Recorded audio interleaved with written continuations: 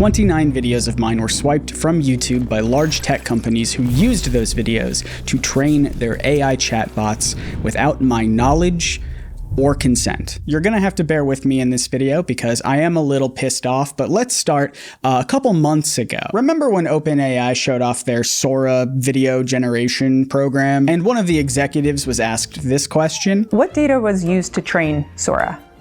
We used publicly available data and licensed data. So, videos on YouTube? I'm actually not sure about that. Okay. I think we all knew what that meant, but that was a bit ago. The reason I'm making this video right now is because as of the day that I am recording this, there was an article by Proof, a non-profit investigative journalism organization that showed how large corporations, billion-trillion-dollar companies, used thousands of YouTube videos to train AI. Again, this is something that we all sort of suspected, but this article went a little further. The folks at Proof created a tool where you can type in a YouTube channel, or I think even a video name, and see if it was used to train these AI chatbots. A lot of large creators, people I respect and follow, showed that their videos had been used, hundreds of their videos had been used for these AI models. And so I thought, well, it's really only the big creators, the millions of subscriber channels, right? But out of curiosity, I did type in my own name. Well, not my own name, my channel's name, obviously. And yep, sure enough, I was there. 30 results, 29 of which are my own videos, and one of which was a collab I did with Abigail from PhilosophyTube, one of her videos. I can't stress enough that I genuinely didn't think that my name would pop up in these search results. And when they did,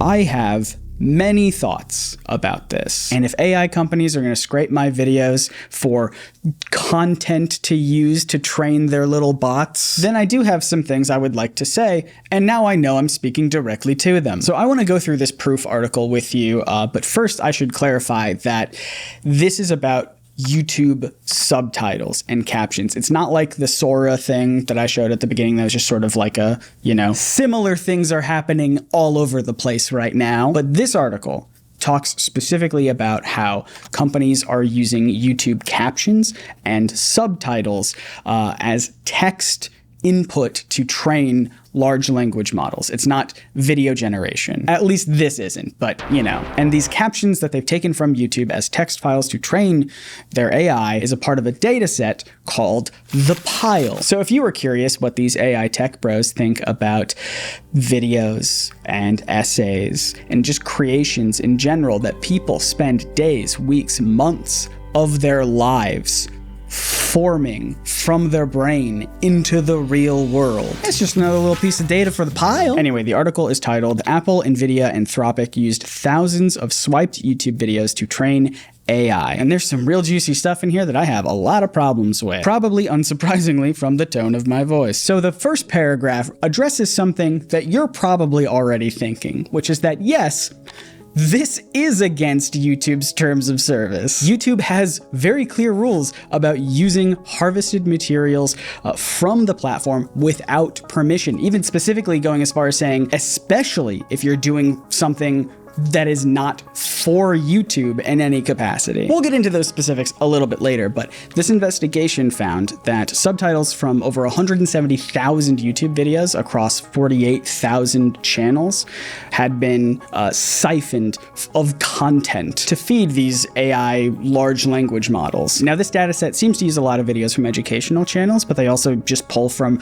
really big, massive channels. Like, of course, a Mr. Beast is gonna be in here, However, there's also a decent amount of what I would consider problematic stuff that this data set pulls from. I'm going to skip ahead a little bit in the article. The person who gathered this data set was just like one guy on GitHub. And according to the documentation for the script that he wrote to pull these YouTube captions off the internet, it seems he manually created like certain search terms that he specifically wanted to pull videos from. And some of those keywords and key phrases would include things like InfoWars, Ben Shapiro, Flat Earth, of course, and one of my personal favorites, Nazca lines. You know I'm a big fan of the Nazca lines. That's some ancient aliens conspiracy theories there. And when diving even deeper into these YouTube subtitles, I bet you don't even have to dive that deep, but they found that it contains plenty of instances of racial and gender slurs. Great. Anyway. So Proof News, who again wrote this article, was reaching out to all these companies asking for a statement. Most of them said no, but here's a really great one from one of the spokespeople for Anthropic. Quote, "The pile includes a very small subset of YouTube subtitles," just confirming that they use it. Everyone else was staying silent on this, and this person's like, yeah, but we only use like a little. They go on to say, quote, "On the point about potential violations of YouTube's terms of service, we'd have to refer to you to the pile authors." So everyone's just like passing the buck now. It's like, well, yes, we're using this thing that might be against YouTube's terms of service, but we didn't write it. We didn't compile all of this data set. That's someone else. We're just using what they gave us. They gave us the bad. If it's bad, it's their fault. So if you're like me, especially if you're like me, someone on this platform wondering, why doesn't Google, who owns YouTube, why don't they do anything about this? Because this isn't even news. Earlier this year, a New York Times investigation found that OpenAI was tapping YouTube videos in an unauthorized manner to train their AI. I mean, this was back in early April. According to that New York Times investigation, YouTube, which is owned by Google, prohibits use of its videos for applications that are independent of the video platform. But OpenAI did it anyway. They developed a voice transcription tool called Whisper that could transcribe the audio from YouTube videos and turn it into text and have more data to train their little bots. They knew it was against Google's terms of service, but they did it anyway. So why, I ask for maybe a third time, isn't Google doing anything about it? Because Google is doing it too.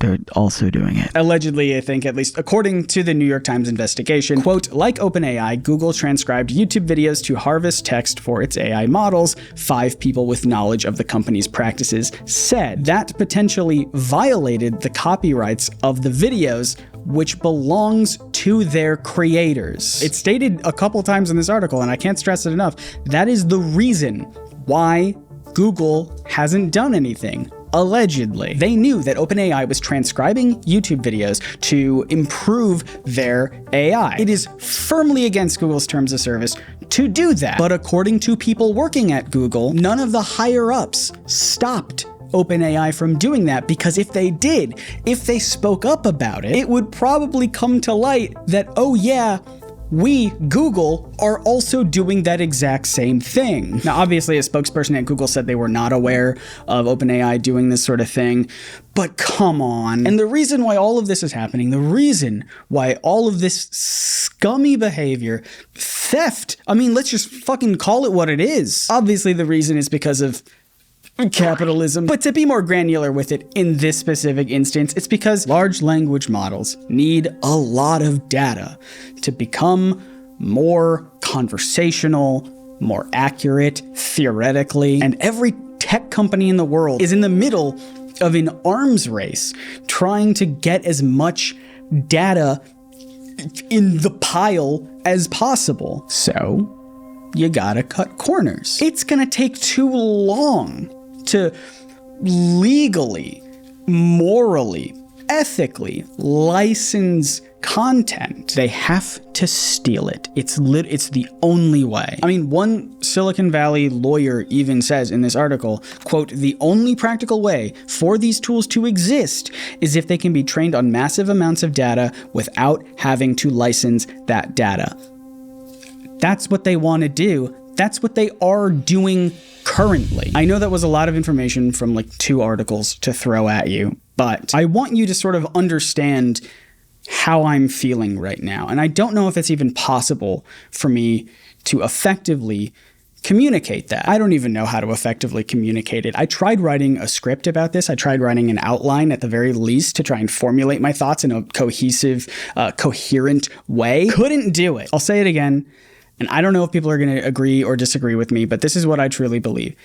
This is theft. They are using my words, my thoughts, and my ideas without my knowledge, without any sort of credit, and without my permission. And obviously not just mine, thousands of creators, people who have had hundreds of videos stolen. That pales in comparison to my 29. I can only imagine how those people are feeling. And to add insult to injury, they're scraping YouTube captions, right? Now, I figure they're probably not scraping the YouTube auto-generated captions, because if you want to train an AI on accurate conversational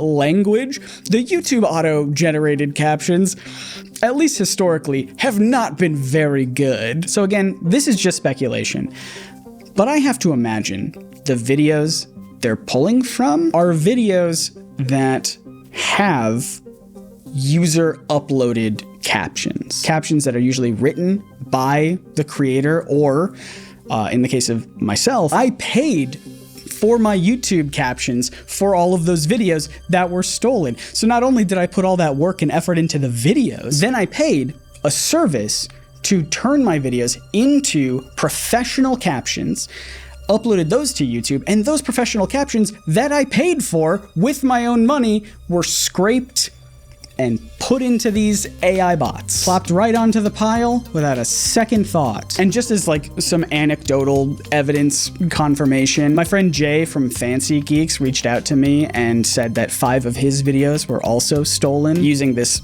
same tool from Proof News. And he confirmed that all of those videos had user-uploaded captions. In his case, they were captions that he manually wrote. Jay also has a smaller YouTube channel, which just throws an entire other issue into the mix. Like, obviously, no channel, big or small, deserves to have their work stolen this way. But I don't know, I think smaller channels probably suffer more here because their videos likely weren't profitable to begin with. You know, they put all their energy and their passion into making a video, and it might not even get picked up by the YouTube algorithm. It'll get picked up by a different algorithm, though, apparently. By the way, I did ask Jay for his, consent to use these DMs that he sent me in this video I'm making right now, because as it turns out, it's really not hard to ask for permission. And Jay said that one of the videos that he made that got stolen had less than 1,000 views. It almost certainly didn't make up, the investment that he put into it. And I say that as someone who, this channel has 500,000 subscribers, and I am trying so hard and honestly failing to keep this channel afloat. And I think that's what makes me so angry about this. I made a video recently about color theory in regards to a Scooby-Doo meme. It was a very silly video, but I put a lot of effort into it, and a lot of you really liked it, and I really appreciate that. While I was editing that video, I was supposed to be on vacation. Like, literally, we were in another state, me and my wife, on vacation, and I was just stuck in the room on my laptop editing that video for the entire week of our vacation. No joke, from start to finish.